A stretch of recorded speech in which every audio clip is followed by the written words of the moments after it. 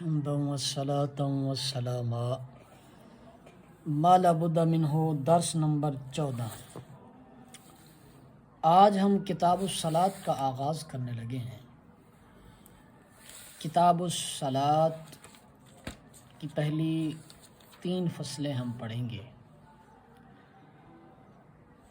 اور اس میں بہت سی پیچیدہ چیزیں ہیں جن کو آپ نے غور سے سماعت کرنا ہوگا۔ فرماتے ہیں نماز از در آمدن وقت در حالت اسلام و عقل و بلوغ و پاکی از حیض و نفاس فرض میں شود۔ نماز وقت کے آنے سے اسلام، عقل، بلوغ اور حیض و نفاس سے پاکی میں فرض ہو جاتی ہے۔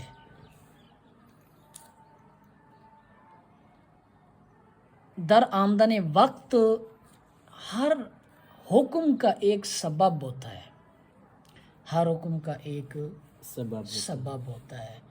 کچھ سبب ایسے ہوتے ہیں کہ جو انسان کے بس میں ہوتے ہیں جن کا لانا، اور کچھ ایسے ہوتے ہیں کہ جن کا لانا انسان کے بس میں نہیں ہوتا۔ اب دیکھیں لانا کیسے ہوتا ہے، یہ ایک اصول فقہ کی بات ہے۔ جیسے کوئی شخص چوری کرتا ہے تو ہاتھ کاٹے جائیں گے، یہ اس کے بس میں تھا، اس نے سبب پیدا کیا ہے تو حکم لگا ہے۔ نماز کا سبب کیا ہے؟ نماز کا سبب ہے وقت کا آنا۔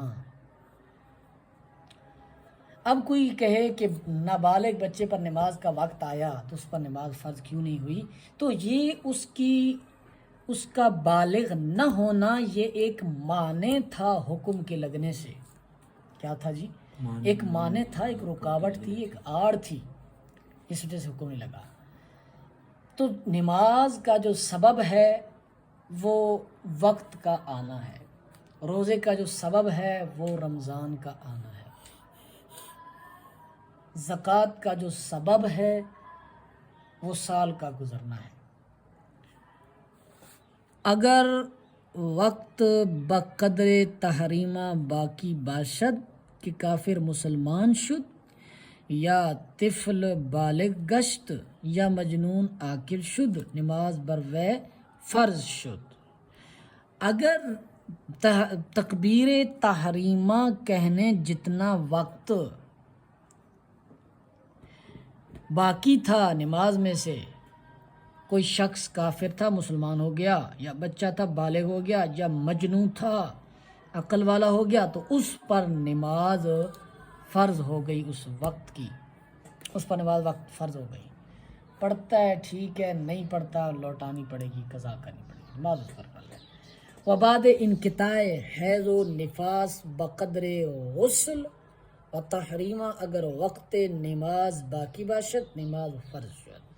اگر کسی عورت کو حیض و نفاس سے فراغت حاصل ہوئی، اس کے پاس پیچھے اب غسل کرنے اور وقت تکبیر تحریمہ کہنے جتنا وقت باقی تھا، اگر باقی ہوگا، اگر وقت نماز باقی باشد نماز فرض شد۔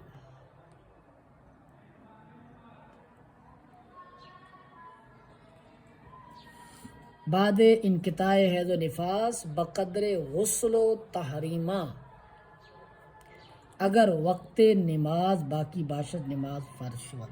اس وقت کی نماز میں سے اگر غسل اور تحریمہ کہنے جتنا وقت باقی تھا تو اس پر اس وقت کی نماز فرض ہو گئی۔ وقت نماز، اب یہاں سے نمازوں کے اوقات شروع ہو رہے ہیں، یہاں آپ نے بہت توجہ کا مظاہرہ کرنا ہے۔ وقت نماز فجر از طلوع صبح صادق است تا طلوع کنارہ آفتاب۔ پہلے نمبر پر وقت فجر کا وقت بتایا ہے، نماز فجر کا کتنا ہے جی؟ صبح صادق کے طلوع سے سورج کے کنارے کے طلوع ہونے تک، یہ فجر کی نماز کا وقت ہے۔ صبح صادق کیا ہوتی ہے؟ صادق کا معنی سچی صبح۔ صبح کاذب ایک سفیدی ہوتی ہے جو لمبائی میں نمودار ہوتی ہے اور وہ پھر ختم ہو جاتی ہے، وہ بہت پہلے تہجد کے وقت میں ہوتی ہے، اس کو صبح کاذب کہتے ہیں. وہ نہیں، صحیح سفیدی جو بعد میں آ کے مٹتی نہیں ہے اس کو صبح صادق کہتے ہیں، سچی صبح. وقت ظہر بعد زوال است، تاکہ سایہ ہر چیز ہم چند او شود سوائے سایہ اصلی. اور وقت ظہر زوال کے وقت کے بعد ہے، یہاں تک کہ ہر چیز کا سایہ ہم چند او اسی کی چیز کی مثل ہو جائے، ایک مثل سایہ ہو جائے سوائے سایہ اصلی کے. اب یہ سایہ اصلی کا لفظ بول کر انہوں نے ایک نیا سمندر کھول دیا ہے. سایہ اصلی کیا ہوتا ہے بھائیو؟ اب اس کو سمجھو.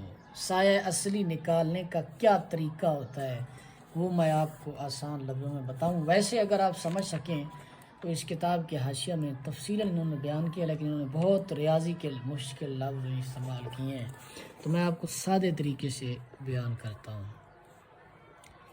سایہ اصلی کسے کہتے ہیں؟ سایہ اصلی نکالنے کا کیا طریقہ ہوتا ہے؟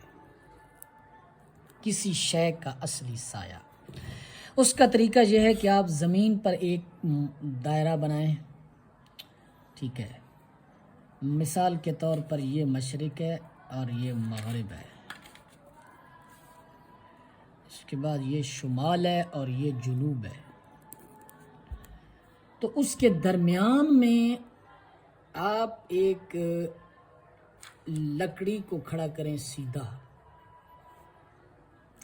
پھر جب سورج طلوع ہوگا تو اس کا سایہ کہیں آپ کو باہر دور کہیں نظر دکھے گا. پھر آہستہ آہستہ وہ جھکتا ہوا آئے گا آپ کے دائرے کی طرف. ایک وقت آئے گا کہ وہ آپ کے دائرے میں محیط میں وہ داخل ہو جائے گا سایہ. جب سایہ آپ کے دائرے میں داخل ہو تو آپ نے وہاں پر نشان لگا لینا ہے. اس کے بعد پھر سایہ جناب والا چلتا آئے گا. سورج یہاں سے بڑھتا آئے گا اور ایک وقت آئے گا کہ سورج جو ہے وہ سایہ کم ہوتے ہوتے اس کے بالکل سامنے آ جائے گا. ایک وقت گھٹتا آئے گا سایہ، ایک وقت ایسا آئے گا جہاں سایہ گھٹنا بند ہو جائے گا، وہاں رک جائے گا سایہ. پھر وہاں سے سایہ بڑھنا شروع ہوگا، بڑھتے بڑھتے بڑھتے بڑھتے اسی طرح وہ آپ کے محیط سے نکل جائے گا پچھلے وقت میں. پھر آپ نے کیا کرنا ہے، ایک خط مستقیم کے تحت جو ہے نا ان کو آپس میں ملا لینا ہے. پھر اس کے بعد جو آپ کے پاس آیا ہے جہاں پر سایہ رک گیا تھا اس کو بھی آپ نے اس کے ساتھ ملا لینا ہے. مل گئے. اس کے بعد پھر آپ نے ایک اس کو کہتے ہیں قوس، اس قوس کے درمیان سے لینا ہے. تو پکی بات ہے کہ یہ اس نقطے پر سے گزر کے جائے گا جو آپ نے جہاں آپ نے جو لگایا تھا، جہاں وقت ٹھہرا تھا، سایہ ٹھہرا تھا، ادھر سے خط مستقیم لے جاتے ہوئے آپ نے محیط کو 2 حصوں میں تقسیم کر دینا ہے. ٹھیک ہو گیا. اب سایہ اصلی کیا ہے؟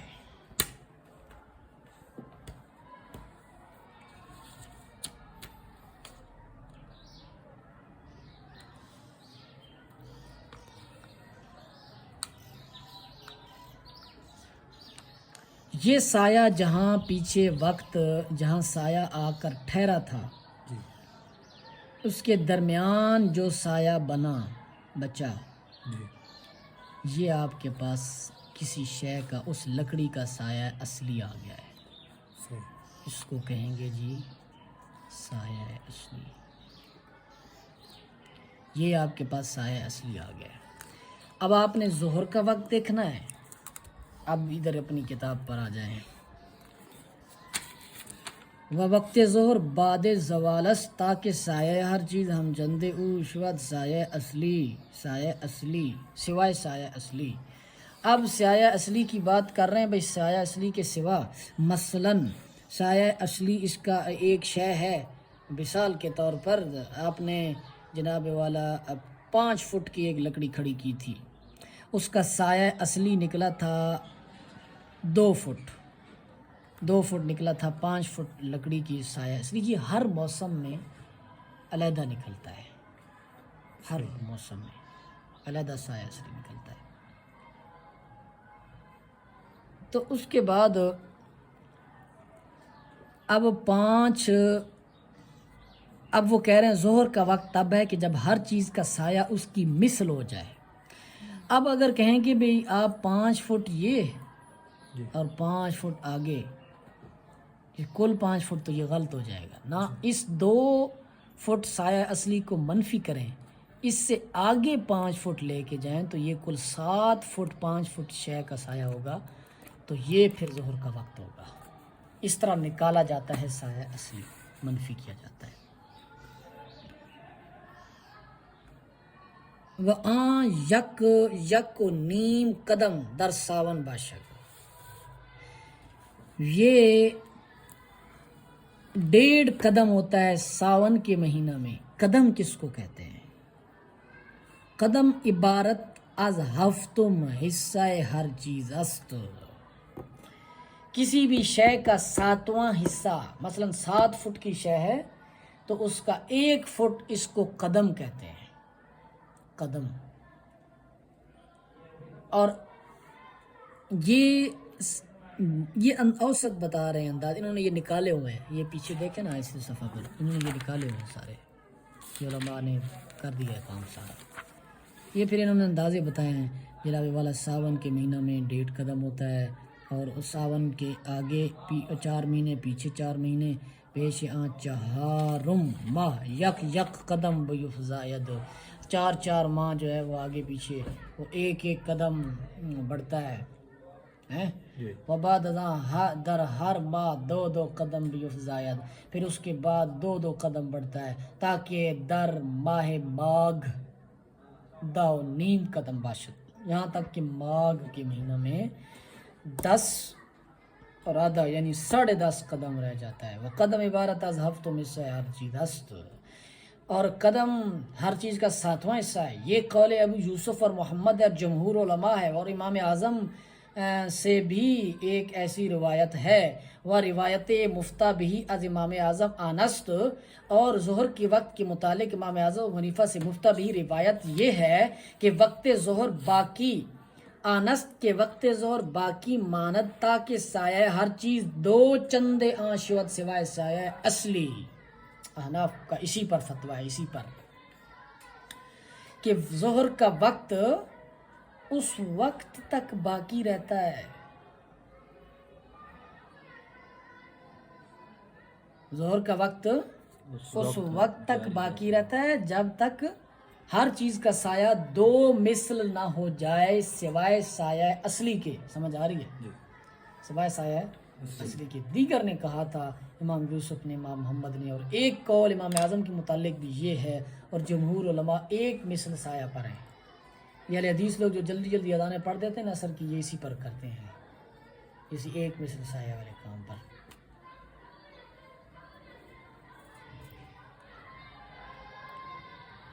اور روایت مفتہ بھی امام اعظم آنس کے وقت ظہر باقی مانا تھا کہ سایہ ہر چیز 2 چندے آنشوت سوائے سایہ اصلی. و بعد گزشتن وقت ظہر بر ہر 2 قول وقت عصر. ہاں اس پر تو اختلاف ہے لیکن اس میں اختلاف نہیں ہے. ظہر کا وقت دونوں فریقین کے نزدیک گزرنے پر وقت عصر شروع ہو جاتا ہے تاکہ آفتاب زرد بے شعاع نہ شود، یہاں تک کہ سورج پیلا نہ ہو جائے بغیر شعاع کے. یعنی اس کی شعائیں ختم ہو جائیں، اس سے آنکھ ملانا ممکن ہو جائے، یہ وقت ہوتا ہے، یہاں تک وقت ہے عصر کا۔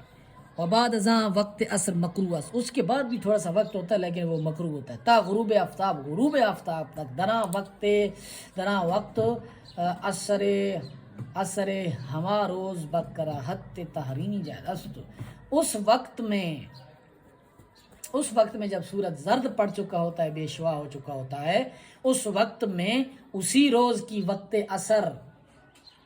عصر کراہت تحریمہ کے ساتھ ادا کی جا سکتی ہے، و دیگر نماز فرض و نفل جائز نیست، اور دیگر کوئی نماز فرض نفل قضا جائز نہیں۔ و بعد غروب آفتاب وقت مغرب است، اور غروب آفتاب کے وقت مغرب ہے، تا غروب شفق اور غروب شفق تک، شفق سرخ شفق تک جو ہے وہ وقت مغرب ہے۔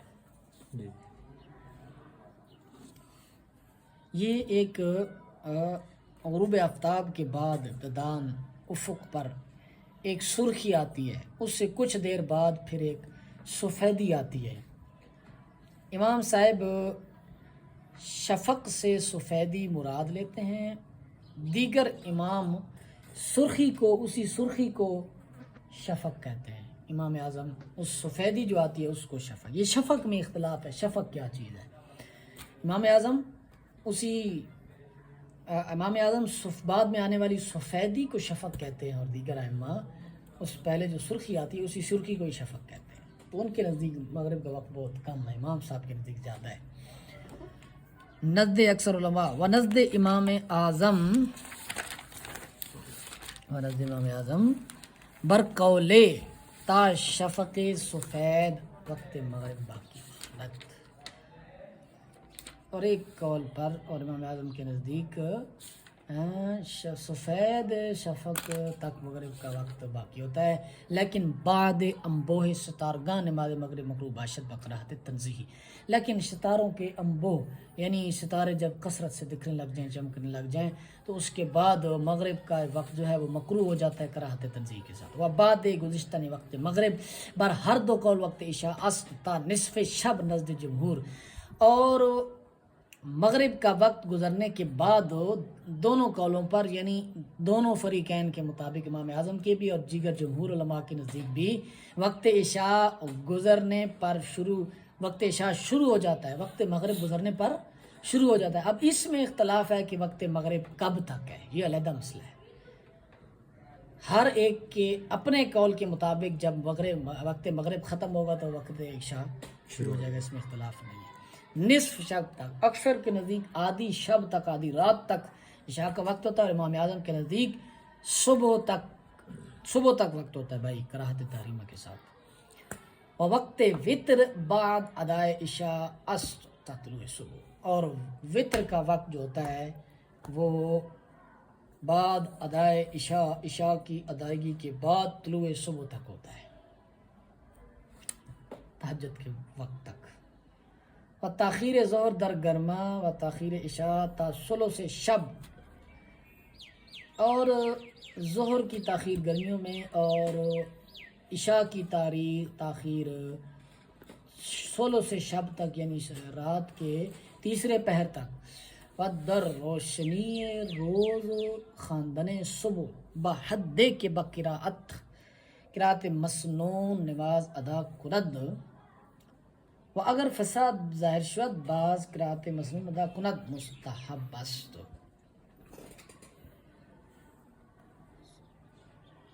اور دن کی روشنی میں صبح کی نماز پڑھنا یعنی تاخیر کرنا اس میں، اس حد تک کہ نماز کو قرات مسنونہ کے ساتھ ادا کر سکے، اور اتنا وقت پھر بھی ہو کہ اگر اس کی نماز میں کوئی فساد ہو جائے تو دوسری بار پھر قرات مسنونہ کے ساتھ نماز کو ادا کر سکے، اس حد تک نماز فجر کے اندر تاخیر کرنا، دن کی روشنی کی طرف جانا، وہ کیا ہے؟ مستحب ہے۔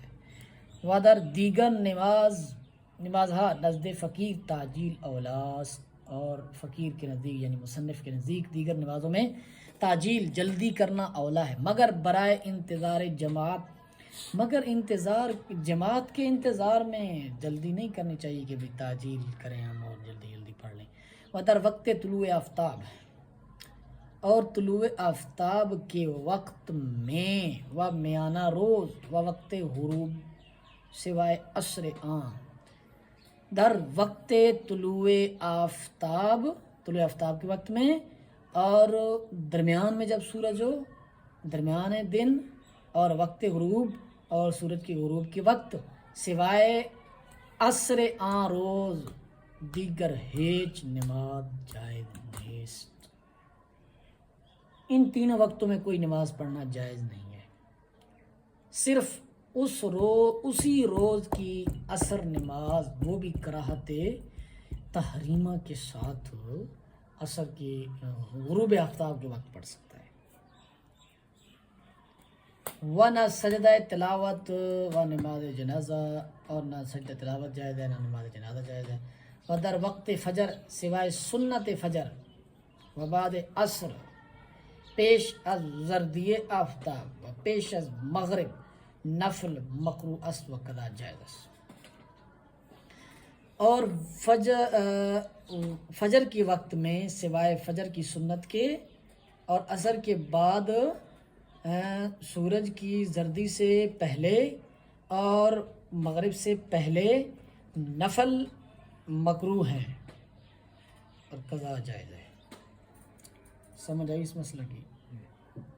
عصر کے بعد زردی سے، سورج کی زردی سے پہلے ایک یہ وقت، اور غروب کے بعد مغرب سے پہلے یہ وقت، اس میں نفل مکروہ ہے، قضا جو ہے وہ جائز ہے۔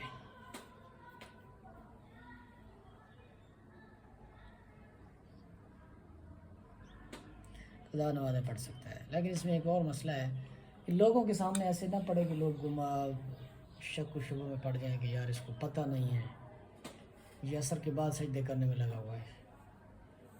فصل، اذان و اقامت برائے ادا و قضا مسنون است، ادا کے لیے بھی اور قضا کے لیے بھی اذان اور اقامت مسنون ہے۔